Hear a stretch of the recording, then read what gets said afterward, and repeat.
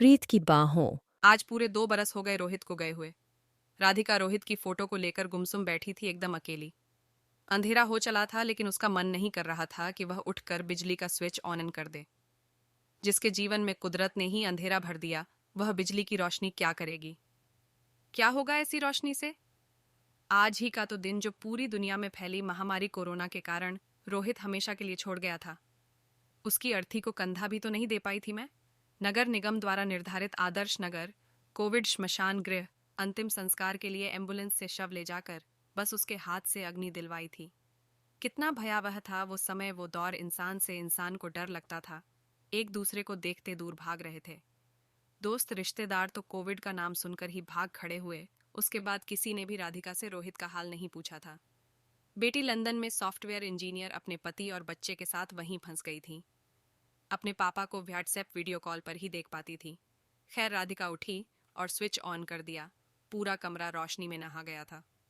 रोशनी में रोहित की फोटो और अधिक साफ हो गई थी। जीवन कहाँ से कहाँ ले आया था। वो भी क्या दिन थे जब वो एक अल्हड़ लड़की थी। महारानी कॉलेज में बीएससी फाइनल ईयर स्टूडेंट, लड़कों के लिए महाराजा कॉलेज था। अक्सर महाराजा कॉलेज के लड़के हम लड़कियों को छेड़ते ही थे। कई बार पुलिस भी आ जाती थी शरारतों में। तो वैसे हम भी किसी तरह से कम नहीं थी। बस लड़की होने का फायदा थोड़ा सा मिल जाता था कि छेड़छाड़ केवल लड़के ही करते हैं। सारा का सारा दोष लड़कों के सर मान लिया जाता था। बात सन 1980 की है। हमारे ग्रुप की लड़कियों ने तय किया कि महाराजाओं को किस तरह से छेड़ा जाए और सारा कसूर भी उन्हीं का हो जाए, महारानी का नहीं। और आज छेड़ने का जिम्मा मेरा था। क्या किया जाए, क्या न किया जाए, यही गुत्थी सुलझ नहीं पा रही थी कि अचानक ही मेरे खुराफाती दिमाग ने कहा, सामने लड़का आ रहा है, उसे टकरा जा और गिर जा, हंगामा अच्छा हो जाएगा। फिर ग्रुप की लड़कियां तो थीं ही तैयार, क्योंकि लड़के भी हमेशा हमें छेड़ते तो थे ही, इसलिए बदला भी लेना था। मैं नहीं जानती थी कि वह लड़का किस क्लास का है और क्या नाम है। कुछ लड़कों के नाम जानती भी थी जो मुझ पर लट्टू थे। मैंने आव देखा न ताव, और बिना ग्रुप की लड़कियों से सलाह मशविरा किए सामने आ रहे लड़के से टकरा गई और गिरने का नाटक किया था। लेकिन नाटक पूरा नहीं हो पाया था। उसकी मजबूत बाहों ने मुझे इस तरह रोक लिया था जैसे राज कपूर ने नरगिस को पकड़ रखा था। अचानक हुए इस ड्रामे से वह जरा भी नहीं घबराया था। मेरे ग्रुप की लड़कियों ने तो कोई कसर नहीं छोड़ी थी। उसको सुनाने में वो चुपचाप शांत भाव से सुनता रहा। मैंने ग्रुप की लड़कियों की तरफ आंख मारी और इशारा किया। काम हो गया, लेकिन वह मुझे अभी भी उसी तरह संभाले खड़ा था। आभास होते ही मैं देख शर्मा गई थी और सीधे खड़े होने का प्रयास करने लगी। उसने धीरे से कहा, यूं ही रहो ना, अच्छा लग रहा है। मैं तो पूरी जिंदगी तुम्हें यूं ही रखना चाहता हूँ। मैं सहम कर वहां से भाग खड़ी हुई थी। वह पहली मुलाकात थी हमारी, लेकिन ना तो उसने नाम जाना और ना ही मैंने। अगले दिन ना जाने क्यों मेरी आंखें उसे ही ढूंढ रही थीं। मैं नहीं जानती थी ऐसा क्यों हो रहा था। दिल बेचैन था, मेरा मन नहीं लग रहा था, लेकिन क्लास में बैठना जरूरी था। ठीक 1 बजे क्लास छूटते ही मैं सीधे मेन गेट पर जा धमकी, बस उसकी एक झलक पाने को। वह आया था एक हाथ से अपनी साइकिल के हैंडल पकड़े और शांत भाव से चलते हुए। पता नहीं मुझे क्या सूझा, मैं उसके सामने जा खड़ी हुई और साइकिल के सामने खड़ी हो गई। वह कुछ नहीं बोला था, बस अपनी साइकिल पकड़े खड़ा रहा। वर्टिकल बार में ठीक उसके साइकिल के आगे रास्ता रोके खड़ी थी। तभी वह बोला, किरण कैफे चलोगी? मैं जानती थी किरण कैफे रामनिवास बाग में लड़के लड़कियों के मिलने का एक सुलभ और सुरक्षित स्थान था। मैं हिप्नोटाइज सी उसके साथ हो ली थी। किरण वैसे तो मैं कई बार गई थी अपने ग्रुप की लड़कियों के साथ, लेकिन इस बार किसी अजनबी लड़के के साथ पहली बार। हम आमने सामने की चेयर पर बैठ गए थे। वेटर आया तो उसने कॉफ़ी ऑर्डर किया और साथ ही एक एक मसाला डोसा भी ऑर्डर कर दिया। मैं कुछ ना बोली थी, बस उसी को देखे जा रही थी। अभी भी मुझ पर हिप्नोटिज्म का असर हो रहा था। तभी उसने कहा, मैं रोहित हूँ, और तुम? मेरा नाम राधिका है। बहुत प्यारा नाम है, केवल नाम ही प्यारा है। नहीं, वैसे तो तुम बेहद सुंदर हो और बहुत ही प्यारी हो। दिल से कह रहे हो, नहीं मुंह से कह रहा हूँ। उसकी इस बात पर हम दोनों ठाका लगाकर हंस पड़े थे। आसपास वाले सभी हमारी तरफ देख रहे थे। धीरे धीरे इस तरह मुलाकातें होती रही। मेरा और उसका बीएससी कंप्लीट हो गया था। अब यूनिवर्सिटी में एडमिशन की बात थी। मैंने बॉटनी सब्जेक्ट चुना और उसने केमिस्ट्री। वह हमेशा कहता था कि तुम फूल पत्तियों में घास फूस में क्या देखती हो। केमिस्ट्री को नए से नए एक्सपेरिमेंट। तत्काल मैं बोली, देना इनका स्वभाव है, पेड़ फूल फल पत्तियां टहनियां और कभी कभी अपना सर्वस्व दे देते हैं। ये जो देने का स्वभाव है न, बहुत कम होता है। आज का इंसान तो बस लेना जानता है, छीनना जानता है। ओह, हम भी किन बातों में उलझ गए। तुम केमिस्ट्री पढ़ो और मैं बॉटनी। अचानक ही एक रात जयपुर में बाढ़ आ गई थी। हमारा सब कुछ उस बाढ़ में बह गया था। मैं घर, सोफे, कार, सब कुछ। हाँ, वो सन 81 का साल था। कॉलेज, यूनिवर्सिटी जाने के रास्ते पानी और गाद से भर गए थे। पानी और गाद सब जगह भरा हुआ था। चांदपोल बाजार में कारें मिट्टी में दब गई थीं। कहते हमारी कार भी शायद चांदपोल बाजार की गाद में ही फंसी थी। हम लोग बड़ी चौपड़ के पास रही रहते थे। इधर मुझे रोहित की भी चिंता हो रही थी। वह जवाहर नगर में रहता था, किराए के मकान में अपनी माँ के साथ। उसके पिताजी शायद उन लोगों को छोड़कर कहीं चले गए थे बरसों पहले।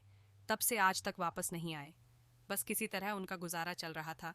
हाँ, रोहित ट्यूशन भी पढ़ाने लगा था ताकि घर अच्छी तरह से चल सके। कई दिन बाद आज रोहित को देखा यूनिवर्सिटी। आज उसके पास साइकिल नहीं थी।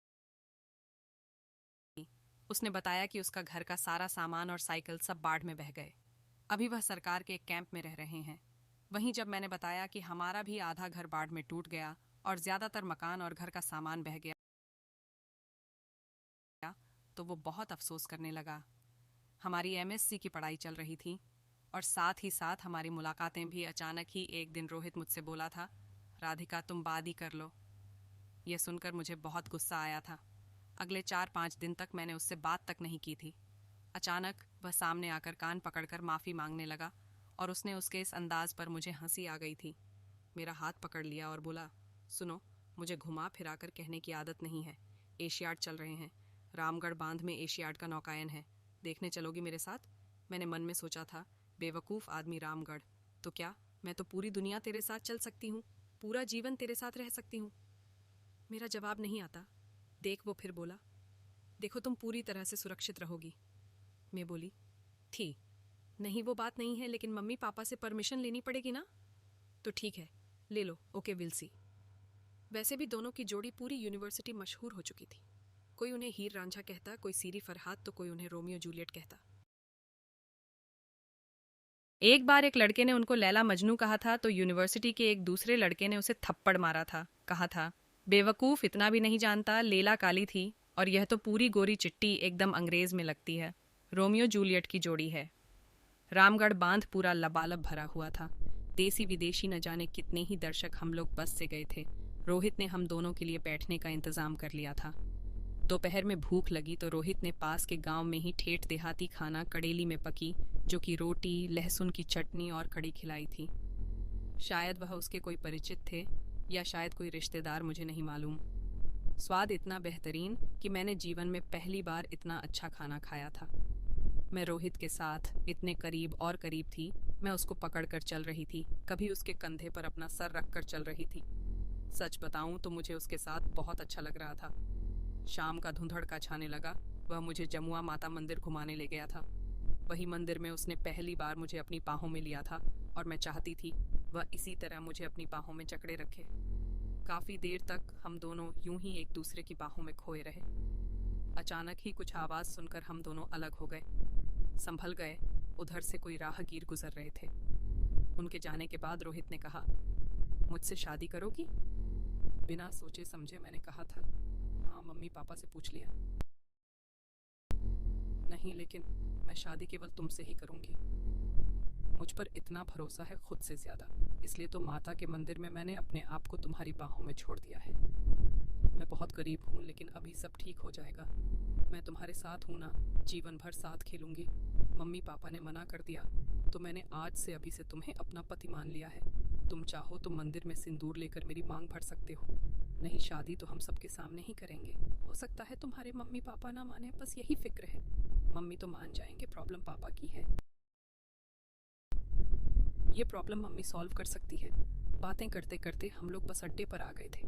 बस देर से आई थी, आखिरी बस थी तो भीड़ बहुत ज्यादा थी। रोहित ने मुझे अंदर बैठने को कहा और खुद बस की छत पर चढ़ने लग गया।